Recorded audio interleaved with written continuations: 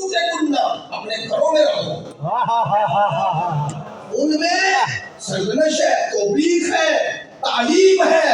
آیت تطہیر میں نہ توبیخ ہے نہ تعلیم ہے، تعریف ہے. خدا بتا رہا ہے، سنیے گا میرا جملہ لے جائے.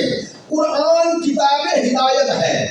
خداوند متعال نے باقی آیات میں تعلیم دی، ایسے رہو ایسے رہو ایسے رہو. تعلیم کا نقطہ عروج کمال یہ ہوتا ہے کہ تعلیم دیتے دیتے کوئی ایسے کردار پیش کر دیے جائے. خدا نے آیت تطہیر کو اسی جگہ رکھ کے کائنات کی تمام خواتین کو تعلیم دی ہے. ایسی بنو جیسی چادر میں آنے والی بطول ہے. اللہ یہ تعلیم کا ذریعہ ہے، یہ کردار کی مثال. اس لیے ضرورت ہے کہ ان حقائق کو ویسے بیان کیا جائے جیسے ہیں، تاکہ سامنے والے کو پتا چلے شیعہ موقف ہے کیا. البتہ شائستہ اور شستہ انداز میں بیان کرنا چاہیے. وہ جو ہمارے مراجع مجتہدین نے کہا ہے توہین منع کی ہے، تحقیق نہیں. ان کا توہین حرام ہے، تحقیق واجب ہے. اور پھر امت کو ثقلین کی طرف لانا یہ شرعی فریضہ ہے. میں کچھ کہہ گیا ہوں. امت کو ثقلین کی طرف لانا یہ شرعی فریضہ ہے. اور جب تک امت ثقلین کی طرف نہیں آئے گی، سرکار کے اس فرمان کی روشنی میں کہ آپ نے فرمایا ما ان تمسکتم بہما لن تضلوا بعدی ابدا، جب تک ان دونوں کا دامن نہیں تھامو گے کبھی بھی گمراہی سے نکل نہیں سکو گے. تو امت کو اس گمراہی سے بچانا اور ہدایت کی طرف لانا یہ فریضہ شرعی ہے، فریضہ شرعی ہے. یہ کوئی فساد یا کینہ یا بغض پیدا کرنے کا یا تفرقے کا سبب نہیں ہے. حقائق لوگوں تک پہنچنے چاہیے. اور اہل بیت عصمت و طہارت ماضی میں مظلوم واقع ہوئے، ان کی مظلومیت کا یہ سبب ہے عالم اسلام میں. توجہ فرمائیں، عالم اسلام میں جو تفرقہ ہوا وہ تفرقے کی بنیاد غدیر نہیں تھا، غدیر سے موڑنا تھا. غدیر سے رخ مڑا تو تفرقہ ہوا ہے. غدیر کی طرف پلٹیں گے تو وحدت ہوگی. ایسے بھی بے ربط باتیں نہیں کرتا. اس تناظر میں اگر باتیں کیے جاتا ہوں تو وہ رٹی نہیں ہوتی. بی بی جو عالم کا جو خطبہ ہے اس میں بی بی نے کیا فرمایا ہے؟ جو لب لباب ہے، جو خلاصہ ہے، جو روح قیام فاطمی ہے، اس کے دو جملے ہمیشہ ذہن میں رکھیے گا. اس کی وضاحت عرض کر دوں گا. فرماتی ہے بی بی قد جعل اللہ ولایتنا نظام للملہ، اللہ نے ہماری ولایت کو ملت میں نظم قائم کرنے کا ذریعہ قرار دیا.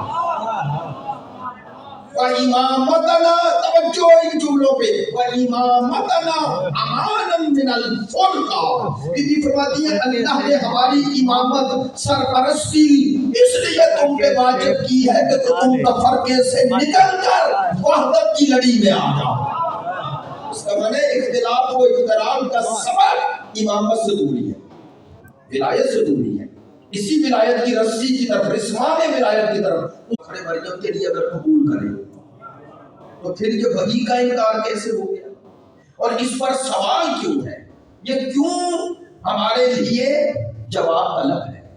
ہم سمجھتے ہیں کہ جو مسلمان قرآن مجید پڑھتے بنی اسرائیل کی ہستیوں کے لیے تمام فضائل و مناقب مان لیتے ہیں، وہ مصطفیٰ کی امت میں آل مصطفیٰ کے لیے یہ سارے سوال کرتے کیوں ہیں؟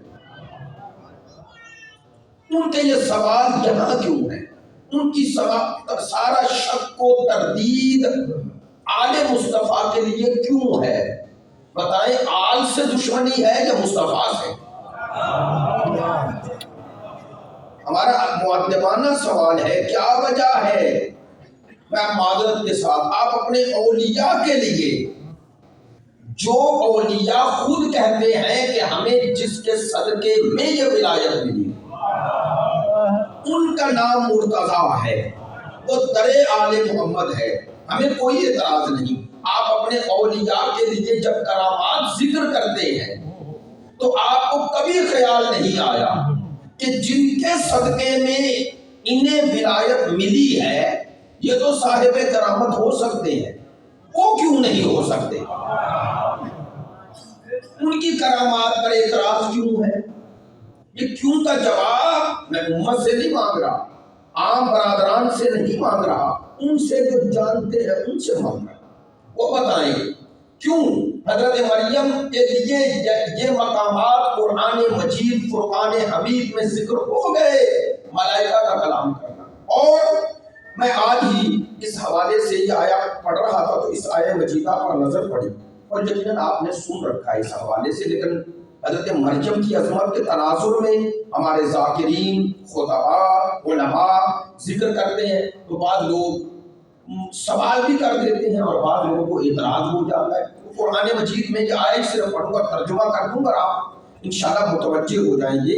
قرآن مجید کی اس آیہ کا پس منظر بیان کیا جا رہا ہے کہ فَتَقَبَّلَهَا رَبُّهَا بِقَبُولٍ حَسَنٍ، کہ جب تیرے رب نے اس لڑکی کی نظر کی وجہ سے احسن قبول فرمایا، یعنی حضرت مریم کی والدہ نے نظر کی تھی کہ میرا لڑکا ہوگا تو میں یہاں رکھوں گی، اور اس کے بدلے لڑکی یعنی حضرت مریم کی ولادت ہوگی۔ اس پس منظر کو تو پھر انہوں نے حضرت زکریا کی کفالت میں دے دی۔ قرآن بھی یہ کہ وَكَفَّلَهَا زَكَرِيَّا۔ اب حضرت زکریا کیا کرتے؟ جب جاتے تو حضرت مریم کو وہ جو حجرے عالمی ہو وہاں ان کو بٹھا کے تالا لگایا۔ ایسے ہی ہے نا، قرآن ہے، یہ کسی حدیث کا واقعہ نہیں۔ کفلہا زکریا کلما دخل علیہا زکریا المحراب، خداوند متعال فرماتے ہیں حضرت زکریا اب حضرت مریم کی نگرانی کفالت پہ معمور ہے، اور معمور ہے تو بہت سارا انہوں نے معاملات ہیں، اور جاتے ہیں تو تالا لگا دیں تاکہ کوئی غیر محرم کی نظر بھی نہ پڑے۔ اب جب آتے ہیں تو کیا دیکھتے ہیں؟ کہتے ہیں قرآن کیا ہے، وجد انتہا رزقا، جیسے حجرے میں آتے تالا کھولتے اندر داخل ہوتے حضرت مریم کے سامنے رزق، وہ غذا مائدہ پڑا ہوتا۔ اب علماء نے لکھا ہے کہ قسم قسم کے وہ پھل بھی ہوتے جو موسم کے نہیں ہوتے۔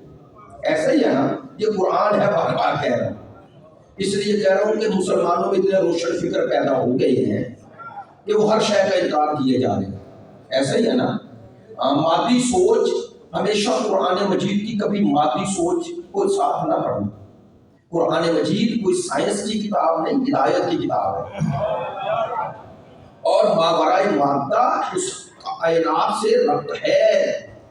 اور انشاءاللہ یہ جو سوال کرتے ہیں لوگ، یہ جتنے معجزات قرآن میں ذکر ہوئے آج کیوں نہیں ہو رہے؟ اس لیے ذکر نہیں ہو رہے کہ آج ویسے نہیں ہیں جیسے تھے، اور جب ویسا آئے گا تو دوبارہ یہ ہو جائے گا۔ اب جنہیں میری بات پہنچی ہے میں نے عرض کر دیا ہے، وَإِنَّهَا رِزْقًا وَجَدَ عِندَهَا رِزْقًا قَالَ يَا مَرْيَمُ أَنَّىٰ لَكِ هَٰذَا، تیرے پاس یہاں کوئی آیا؟ حضرت مریم کہتی نہیں، تو پھر پوچھتے یہ پھل یہ رزق آیا کہاں تھے؟ اب حضرت مریم جواب قالت هو من عند اللہ، یہ میرے خدا نے بھیجا ہے۔ ان اللہ یرزق من یشاء بغیر حساب، اللہ جسے چاہے وہ حساب تھوڑے ہی کرتا ہے، دینا چاہے تو حساب تھوڑے ہی کرتا ہے، اس کے رزق میں کوئی کمی ہے۔ یہ حضرت مریم کی عظمت اور اس کے ساتھ ان کی معرفت خدا ہے۔